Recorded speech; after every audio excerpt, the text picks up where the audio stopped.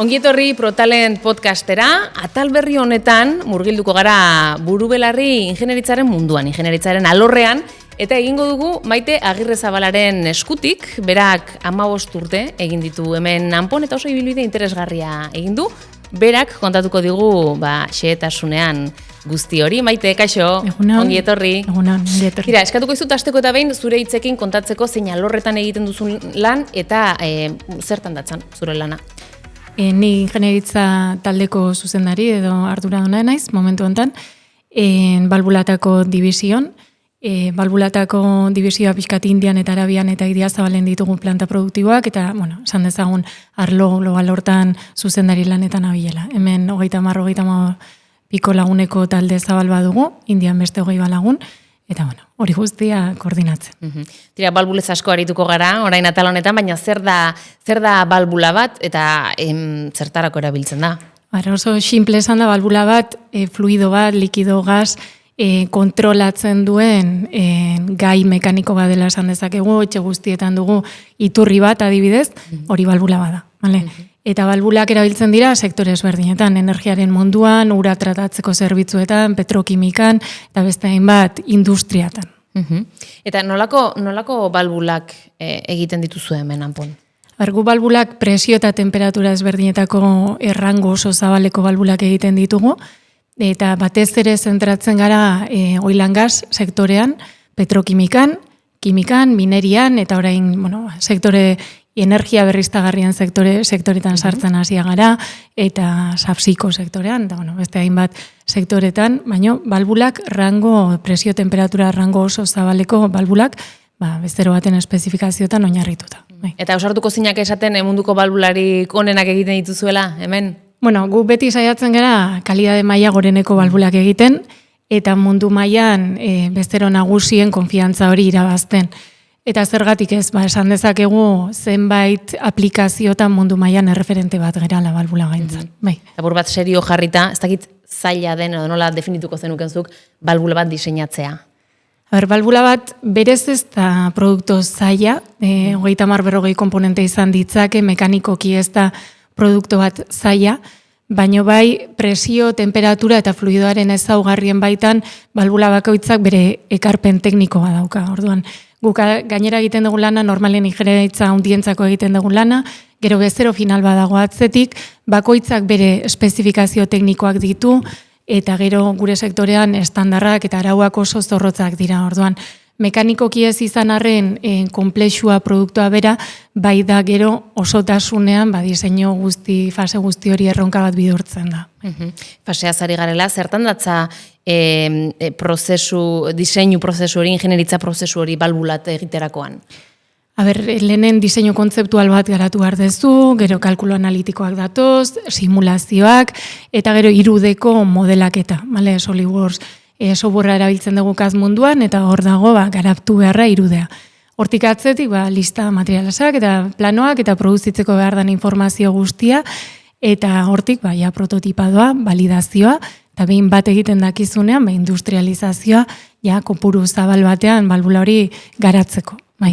Eta aldi berean ingeniaritza talden beste arlo badago oso garrantzitsua baita proiektu kudeaketa deitzen duguna, tekniko ikuspuntutik, azkenean bai oferta fasetik eta pedido amaitu arte, bezerokin definizio tekniko hortan garapen hori.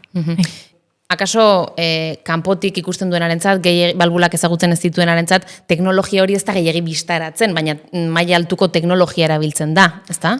Bai, guk simulazio mailan bai mekanikoki eta bai fluido dinamikan software ezberdinak erabiltzen ditugu, eta gero CAD munduan baita ere, irudeko softwarea SolidWorks erabiltzen dugu, baina horren atzetik beste erramenta pila badaude, produktu konfiguradorek erabiltzen ditugu, produktu garapena semiautomatikoan egiteko, PLM prozesu badukago dokumentuen kudeak eta guztia burutzeko, CAD munduan bai gustatzaigu azken teknologian ibiltzea, azkenen gure proiektuetan bezeroak horrela demandatzen digu baita ere.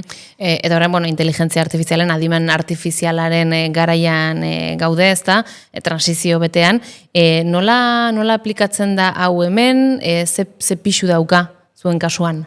Geroz eta gehiago, azkenean bai egunero egiten diren prozesu ezberdinetan efizientzia ematen laguntzen digu, eta gero datuen tratamentuan. Datu asko ditugu eta produkto prozesuak hobetzen laguntzen digu, inteligentzia artifiziala pixkanaka dator, geroz eta konfiantza gehiago ematen ari zaigu, baina bai, ja dagoeneko hanpon integratzen ari gara. Bai. Eta hanpoko beste talde batzuekin harremanetan egoten zarete, hartu emanean?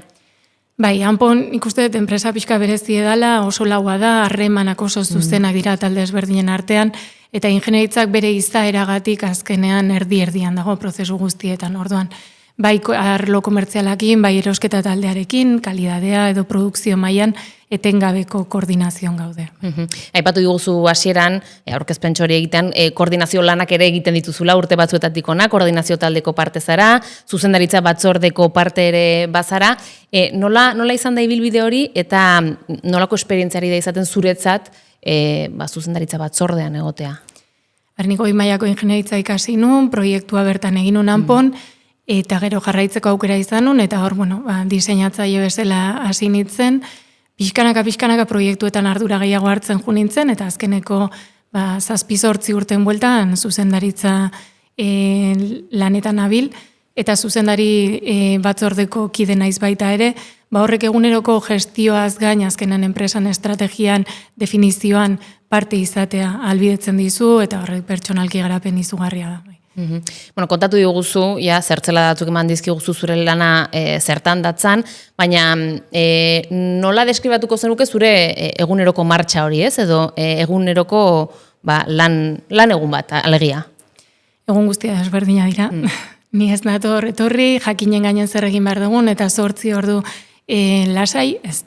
Eguneroko hanpoko martxa, desde logo oso dinamikoa da. Etortzen garenean, azkenean planta ditugu Arabian, planta ditugu Indian, egun hortan ze sustekoekin aurkitzen geran, dan alde batera utzi eta hori priorizatzeko, eta ez badago sustekorik, bilera pila bat, planifikazio bilerak, helburuen jarraipenak, estrategi definizioko bilerak, eta arratsaldean pixkat lasaitzen danen ofizina, nire lanak. Eta pixkat honi lotuta, betiko galdera bikoitza egiten duguna, zer da gehien gustatzen zaizuna zure lanetik, eta kontrara gutxien edo gehiago kostatzen zailago egiten zaizuna? Nire lana oso dinamikoa da, ez dago monotoniarik, ez dago aspertzeko lekurik, eta alde hortatik hori gustatzen zait, eta aldi berean erronka zailak, arazo zailak etortzen dira, eta talde mailan arazo horiek nola kudeatzen ditugun, eta azkenean erantzun hori bezeroaren gana nola iristen den, hori da netzako parte balio gehiena edo gehien betetzen dian zatia. Gero talde mailan oso giro ona daukagu, eta nik uste alde hortatik gauza polita asko ditula. Hori positiboa, eta gutxien gustatzen zaizuna? Askotan gure ritmo oso azkarra da, eta askotan gure lanan sakontasuna hobea izatea gustatuko litzaiguke, oreka hori bilatzea ritmoa azkarra eta sakontasun horren bioien artean. Azkenean epe muga batzu daude, eta ritmoa ezin da gelditu. Hori da. Badaukazu orain erronkaren bat esku artean, edo ze erronka esango zenuke dela, gaur egun nagusi zuretzat? RP implantazio fuerte batetik gatoz, duela 2 urte pasa, jada, eta oraindik atzerriko plantatan implantaziotan gabiltz, orduan hor prozesuak asko aldatu dira, eta oraindik estabilizazio fase batean gaude. Orduan bai estabilizazioa, efizientzia eman prozesu hoiei, eta hortaz gain, gure bezero nagusiak espezifikazio eta estandar mailan egunero adiri da exigentzia igotzen, maila hortan prest egoteko behin da berriz gauza ekintza bain batin beharra dago, eta hortaz aparte digitalizazioa gure ekipoan zinbesteko lana da, eta hori ezin da inoiz gelditu. Esan diguzu 15 urte daramatzazula hemen, badira urte batzuk, bada ibilbide interesgarri bat, zuk nola baloratzen duzu, nola baloratuko zenuke egindakoa? 15 urte hauetan gauza asko bizi izan ditugu, bai talde mailan da bai enpresa mailan, nik sentitzen naiz aukera asko izan ditutela hasteko eta enpresak alde hortatiko oso ondo erantzun didala, lantalde ona, pertsona giro oso ona, eta erlazio oso positiboa lortu ditugula, eta ni gustora nago 15 urtetako ibilbideekin, eta pertsonalki eta positibo profesionalki azten lagundu didanarekin. Kooperatiba izaera hori, kooperatiba izatea, zer da zuretzat indargunea da? Zer da zuretzat kooperatibista izatea? Ni nire familiatik ez dut filosofia hori gehiagi bizi izan nahi zen ere muan ez da ere gehiagi egon, nik kanpon ezagutu hori zer dan, bi aurpegi ditu, niretzako oso gauza potentea da, azkenean enpresaren kidezea, jabezea, eta horrek bi gauza ditu, zuk definitzen duzu etorkizuna, zure esku dago, baina aldi berean responsabilitatea eta konpromisoa oso altua da. Orduan, bi hoien arteko oreka bilatzea da zaila askotan, eta lortu ezkeo oso aberasgarria eta oso potentea da. Baina oreka hori lortza ezinbestekoa da, konpromisoa gurea da. Tira, imaginatu Anporen enbaixadore zarela, kanpoko bati ze argudio nagusi emango zenioke, edo ze ideia nagusi emango zenioke ona erakartzeko? Nik usteet daukagula merkatu bat eta bezero mota bat oso mundu mailan oso bezero potenteak, fakturazio mailan Amazon, Apple baten mailatan egon daitezke gure oil and gaseko sektoreko bezeroak, orduan dauka merkatu bat eta bezero mota bat, maila askoa eskatzen duna egunerokotasunean, teknologia aldetik eta talentu aldetik oso ondo prestatutako enpresa bat da, eta orduan mundu mailako proiektu eta erraldoietan parte hartu dezakegu, eta nik usteet, esperientzia bezala, eskaintzen duna oso kompletoa dela, gero aldi berean lan maila eta organizazio maila baita oso berezia da, laua da, erlazioko oso zuzenak dira talde ezberdinen artean, orduan gazte bati edo hasi berri bati, enpresa barrutik ezagutzeko aukera izugarria ematen dio, oso gertu ikusiko dituzulako enpresako funtzio ezberdinak, orduan. Bai merkatua, bai bezeroa, bai produktua, teknologia eta aldi berean garapen pertsonala ziurtatzeko eremu bat izango duelako bertan. Hortxe utziko dugu, Maite, eskerrik asko, oso azalpen argiak eta interesgarriak eman dizkiguzu. Eskerrik asko zuri, berdin.